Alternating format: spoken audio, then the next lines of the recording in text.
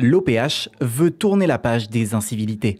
Ce mardi, l'Office public de l'habitat de Saint-Dizier s'est réuni en assemblée générale, une rencontre pour poser les bases d'un nouveau plan de tranquillité résidentielle.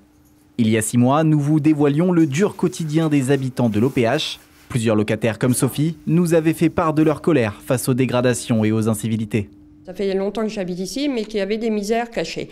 Maintenant, je rencontre des difficultés, des humidités dans le logement, partout j'en ai. Le 1er mai 2023, ils ont attendu que la canalisation pète, il était tard. À 1h du matin, j'étais en train de nettoyer l'eau parce que j'étais bien inondée. À l'époque, plusieurs de ces habitants dénonçaient déjà l'insalubrité, les infiltrations d'humidité ou encore l'insécurité dans les halls. Je sors là comme je veux, c'est un moulin à vent, voilà, tout le monde peut rentrer comme il veut, voilà. Donc il n'y a pas de sécurité? Non, il n'y a pas de sécurité. Alors dimanche soir, on sortait de chez ma fille, il était un peu plus de 20h, donc on a ouvert la porte et on a vu du sang. On a causé avec un monsieur qui habite là, et lui il a ramassé des poils de sanglier par terre. Et il s'y connaît, il dit ça c'est un sanglier. On a vu un cafard courir. J'appelle l'OPH. Vous n'avez qu'à vous débrouiller, c'est vos responsabilités. Nos caméras avaient même assisté à une violente altercation entre résidents. Tu m'as dit que j'allais bouffer ta grosse chatte de merde. C'est ce qu'elle m'a dit 2 fois, 3 fois. Elle m'a dit je te fous. Avec ce plan de tranquillité résidentielle, l'objectif est clair, permettre à chaque locataire de vivre dans un environnement digne sans subir de nuisances.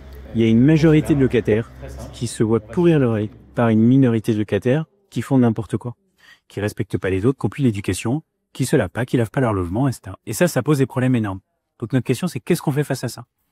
On veut rappeler les règles. Ça, on va le faire. Chaque locataire recevra une charte de bonne conduite et se verra rappeler les règles et surtout que faire s'il est victime d'un problème de voisinage. Puis la deuxième chose, c'est que nous, en interne, on va se structurer pour faire appliquer les règles et que la peur change de camp sur ces sujets. Des avertissements seront mis en place en cas de non-respect des règles, pouvant aller jusqu'à l'expulsion. Le système de vidéoprotection devrait être modernisé en lien avec les forces de l'ordre pour sécuriser les espaces communs.